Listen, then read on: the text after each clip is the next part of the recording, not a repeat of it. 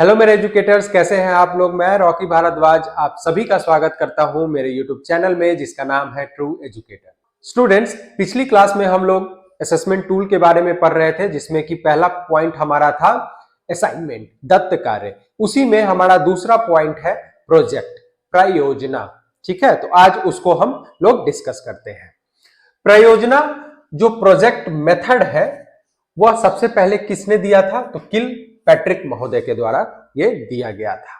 ठीक है, अगर इसके हम पहले डेफिनेशन को देखते हैं स्टूडेंट्स, तो क्या कह रहा है, project is a whole hearted purposeful activity proceeding in a social environment.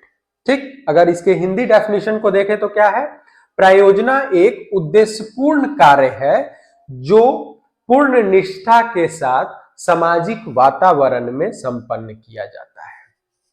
Simple सी बात है कि एक पर्पसफुल एक्टिविटी है। एक्टिविटी कहने का मतलब है कि बहुत सारे एक्टिविटी जो हम लोग स्कूल में या कॉलेज में करते हैं वह किसके द्वारा निर्धारित किया जाता है, टीचर्स के द्वारा या हमारे करिकुलम के द्वारा।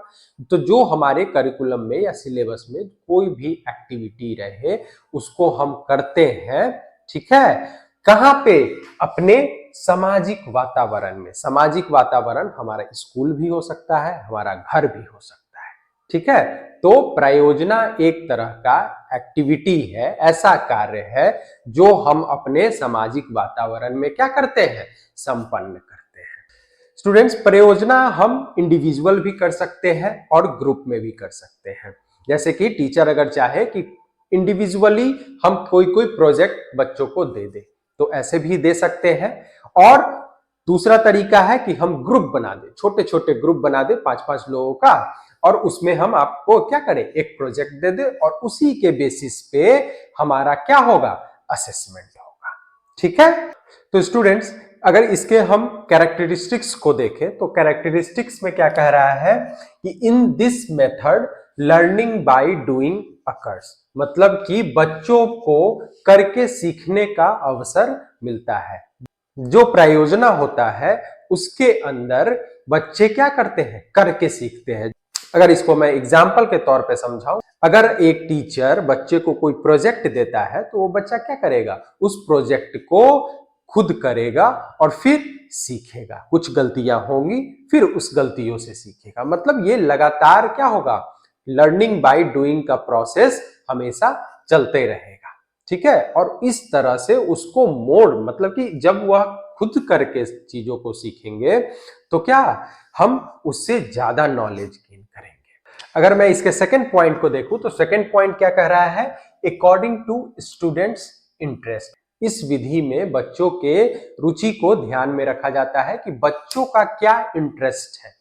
ठीक है, अगर बच्चे को साइंस में इंटरेस्ट है तो उसको उस एक्टिविटी का कार्य दिया जाए। अगर बच्चे को किसी और कार्य में इंटरेस्ट है तो उसको उस एक्टिविटी में पार्टिसिपेट करने को बोला जाए। ऐसे में क्या होगा कि बच्चा अपना इंटरेस्ट से अगर काम करेगा तो वो चीजों को ज्यादा बेहतर सीख सकेगा।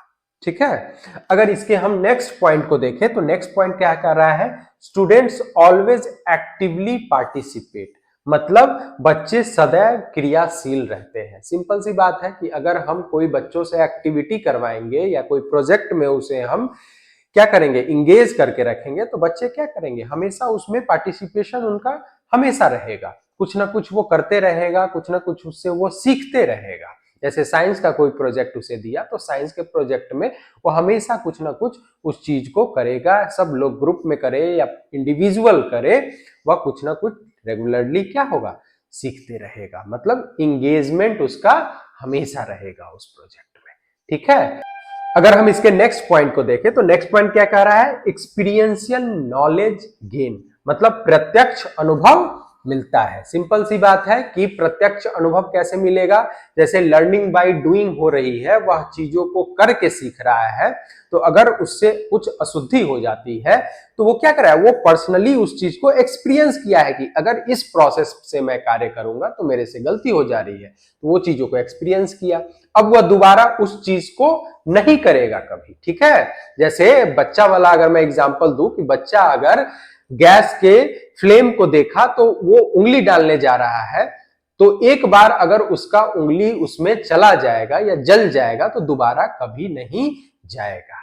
तो इस तरह से एक्सपीरियंस किया हुआ चीज हमारे लॉन्ग मेमोरी में रहता है और उसे हम कभी नहीं भूलते हैं। स्टूडेंट्स, अगर हम इसके नेक्स्ट पॉइंट को देखें तो नेक्स्ट पॉइंट हमारा क्या कर रहा है, प्रॉब्लम सॉल्विंग स्किल डेवलप, मतलब कि समस्या सुलझाने का कौशल विकसित होता है। अगर हम कोई प्रोजेक्ट बच्चों को देते हैं तो उसमें प्रॉब्लम सॉल्विंग स्किल क्या होगा, डेवलप होगा। अगर हम उसको कोई प्रॉब्लम देते हैं, प्रॉब्लमैटिक सिचुएशन देते हैं, तो वो अपनी बुद्धि का किस प्रकार प्रयोग करके वह उसका सॉल्यूशन निकालता है, तो ये भी उसमें कौशल डेवलप होगा। किसके द्वारा, प्रयोजना के द्वारा, प्रोजेक्ट के द्वारा। अगर इसका नेक्स्ट पॉइंट को देखें तो नेक्स्ट पॉइंट क्या कह रहा है, डेवलप सेल्फ कॉन्फिडेंस, आत्मविश्वास का विकास होगा। तो अगर बच्चे को हम कोई प्रोजेक्ट दिए, वह उस कार्य को बहुत ही अच्छे तरह से करके लाया, उसको शाबाशी मिली, उसे रिवॉर्ड मिला, तो ऐसे में क्या होगा, बच्चे का कॉन्फिडेंस लेवल बहुत हाई चला जाएगा। ठीक है, वह अगली बार फिर उसे कोई प्रोजेक्ट मिलेगा तो उसे और अच्छे तरह से और ईमानदारी पूर्वक उसको करेगा। इससे उसका कॉन्फिडेंस क्या होगा, बिल्ड होते रहेगा। ठीक, अगर इसमें का हम नेक्स्ट पॉइंट देखें तो नेक्स्ट पॉइंट क्या कर रहा है, develop creativity, thinking skill, decision making capacity. कहने का मतलब है प्रयोजना के द्वारा, प्रोजेक्ट के द्वारा बच्चों में हम क्या कर सकते हैं, क्रिएटिविटी स्किल को डेवलप कर सकते हैं कि बच्चे कितनी अच्छी तरह से, क्या उसकी क्रिएटिविटी है उस प्रोजेक्ट को करने की, ये एक स्किल डेवलप होगा।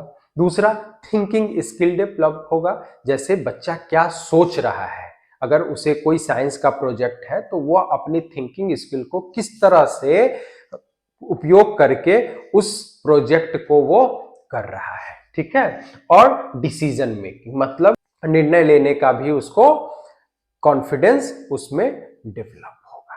ठीक, नेक्स्ट क्या है, develop mental as well as physical capacity, मतलब शारीरिक एवं मानसिक विकास भी इसमें क्या होगा, बच्चों का डेवलप होगा। शारीरिक कहने का मतलब है कि वह कुछ एक्टिविटी करेगा, है कि नहीं, मतलब क्रियात्मक कार्य करेगा। और दूसरा मानसिक, मतलब वह अपने बुद्धि का प्रयोग करके वो क्या करेगा, क्रिएटिविटी करेगा। ठीक है, तो आज का वीडियो आपको कैसा लगा जरूर कमेंट करके बताएं। अगर अच्छा लगा हो तो जरूर लाइक एंड सब्सक्राइब कर दें।